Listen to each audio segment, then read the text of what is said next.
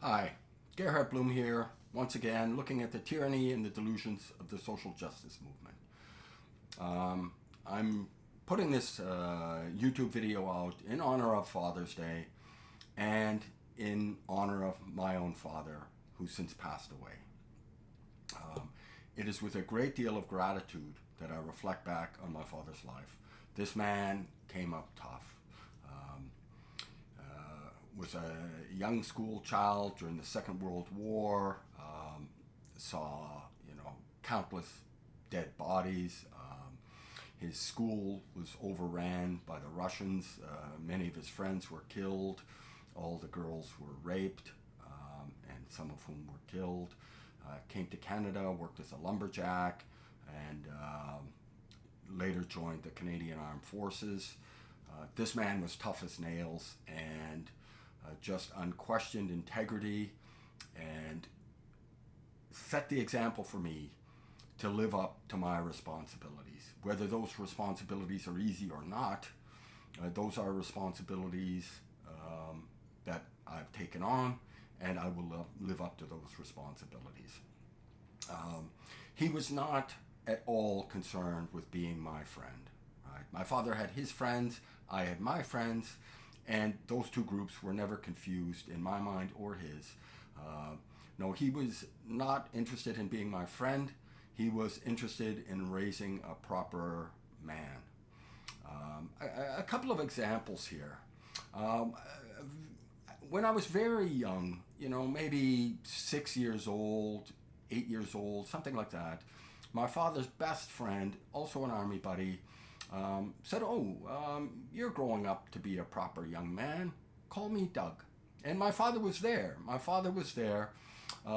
Call me Doug. And I was a little bit uncomfortable, but I said, okay, thank you, Doug. My father's, come here, young man. You will never address a friend of mine by their first name. Do you understand? I'm like, yes. And I have carried this throughout the entirety of my life, this recognition of respect. I still address the parents of my friends by Mr. and Mrs., right? Mr. and Mrs., that's how I address them. And I am not 8 years old anymore. In university, I was a PhD candidate, and I was addressing my professors as professor, right? Professor so-and-so, Professor so-and-so. And I had several of whom say, you can call me, Bob, whatever. And I'm like, sir, I just can't do that.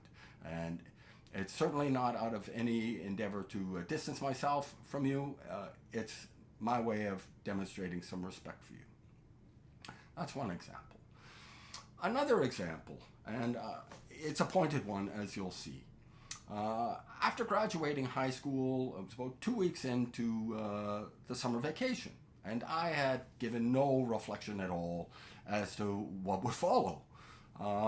As I say, a couple of weeks into it, my father's sitting out on the sun deck, reading the paper. Says, come here, young man, have a seat. He says, how's your vacation going? I'm like, it's great, thanks. He says, what are you planning on doing in September? And I'm like, puzzled. He says, well, think about it. Don't panic. I want you to enjoy your summer. Congratulations on finishing high school. That's great. But come September, you had better be working full time or going back to school. If you decide to go back to school, your mother and I will help support you. If you're not in school and you're not working, you're not living here. I'm like, okay, thanks, Dad. He says, yeah, no problem. And, enjoy the summer. So this is what fathers bring to the lives of their children. They bring structure, they bring discipline, they bring order. Mothers bring very different features to the game. My mother, you could not find a warmer, more sensitive human being on the planet. If I would have trouble at school or something, my father would let my mother deal with it for the most part. But he did snap my leash a few times. And no, I didn't always enjoy the experience. But he was never wrong. Never. The man, he wasn't able to finish high school. Not able to finish high school, but I've yet to see anyone exceed my father in wisdom. I've met a number of people who are probably equal in wisdom, but I've yet to see anyone who would have exceeded my father in wisdom, because he came up tough and he had a deep understanding of what's important in life. So, fathers now, the role of fathership has been utterly denigrated. You know, Black Lives Matter think we can just deconstruct the nuclear family so the community, the village can raise your child, right? I've spoken about this previously. I have no interest in raising your child. None. I have my own things going on. I have my own interests. And if you can't take the time and assume the responsibilities that parenthood requires, your child is going to suffer the consequences. So, as it is currently, 33% of American children are being raised without parents, raised without a father in the home. 33%. In the 1960s, that stood at 11%. There was a Patrick Moynihan who spoke to the looming crisis that will result in the breakdown of the family. And it's arising. It's occurring, and it shows no sign of abating. In the Black community, I have spoken of this. Single parenthood is ubiquitous. In the inner city, almost no one is married. And these children are being raised without fathers. There's absolutely no question that the violence, the disorder, and the negative differentials in the Black inner city communities is a result of single parenthood, right? The negative differentials, they're alarming. The levels of violence, the failure to achieve academic success, this is holding the Black community down, and it's a serious social problem. So, and no, this isn't isolated to simply Blacks. As I mentioned, overall in the United States, 33% of children now are being raised without fathers in the home. And there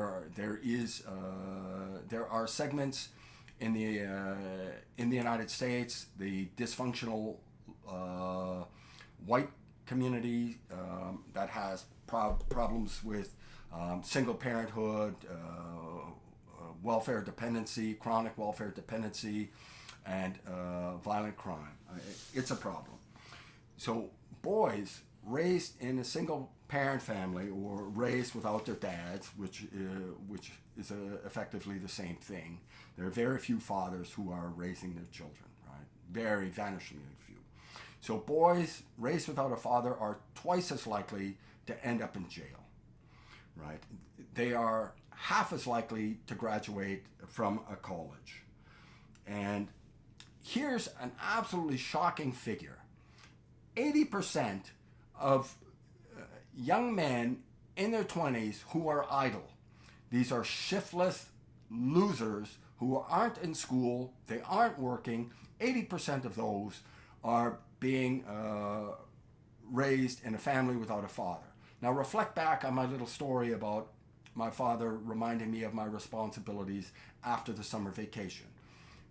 Get a job, go back to school, or get out.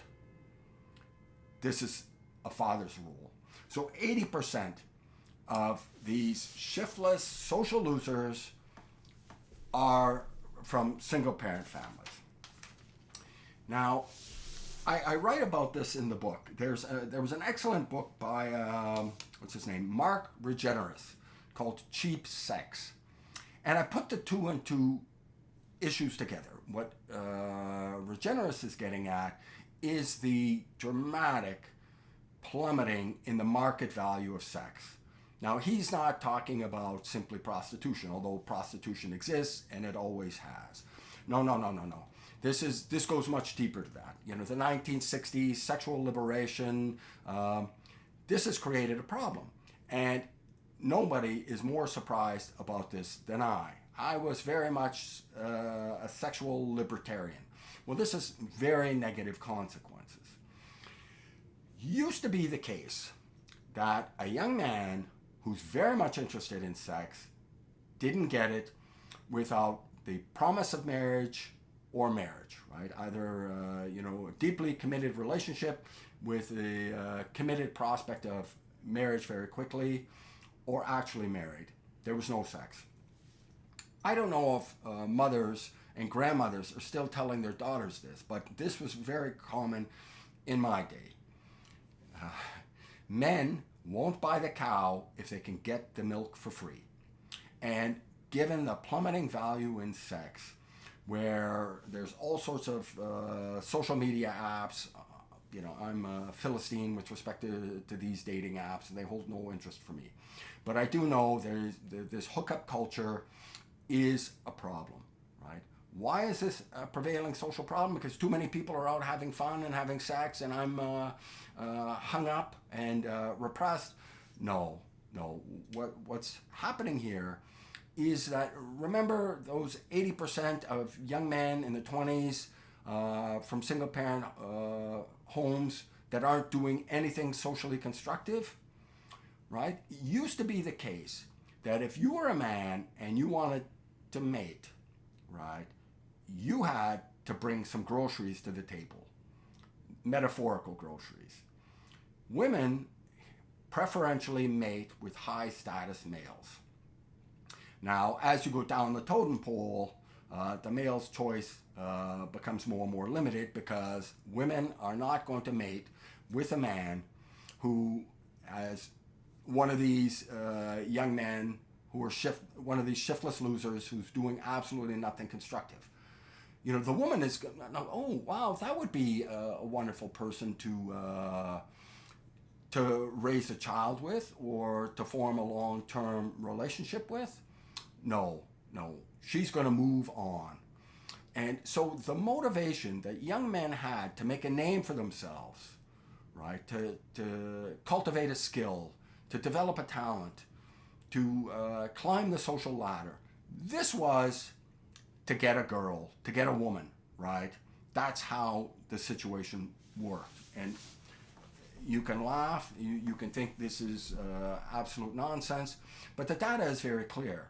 And this is true from the anthropological evidence, it's clear from evolutionary psychology, and it's clear when you just walk down the street and you see how things actually work, right? A woman is not going to pair bond with a shiftless loser who's contributing nothing to society. This is a huge social problem. And more women are becoming something that's been dubbed choice mothers. What's a choice mother? This is a woman who decides to have a baby independent of a man because she can't find a responsible male who's willing to invest, right? So she has a child out of wedlock, decides to raise this child on her own. Now, I'm not blaming this woman, because reflecting back on those shiftless young men who aren't doing anything, and so obviously she's not going to pair bond with this guy. And for young men who are successful, they're climbing the ladder, they're achieving, they're making money. Now, what's in it for him, right? Why would he pair bond? Turns out, in this contemporary market, with the cheap value in sex, these young men are doing very well. They don't need to commit because they're getting all sorts of milk for free, right? They don't need to commit. So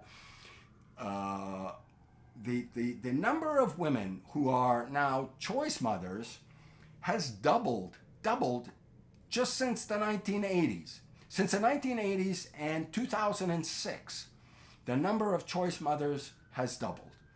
And reflect back on the negative outcomes associated with single parenthood, right? So, as more and more children are being brought in the homes without a father, we're going to have this problem successively reproduced, because men from single parent homes are much less likely to get married and to raise their children, right? The model has been set for them. This is all very socially destabilizing. We can expect levels of violence to increase, joblessness